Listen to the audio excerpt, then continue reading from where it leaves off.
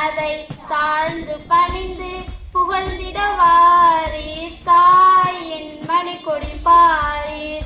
ஓங்கி வளர்ந்ததோர் கம்பம் அதன் உச்சியின் மேல் வந்தே மாதிரம் என்று பாங்கின் எழுதி திகழும் செய்ய பட்டொளி வீசி பரப்பதை பாரீர். தாய் என் மணிக்கொடி பாரீர். அதை தாழ்ந்து பணிந்து புகழ்ந்திடவாரீர். தாய் என் மணிக்கொடி பாரீர்.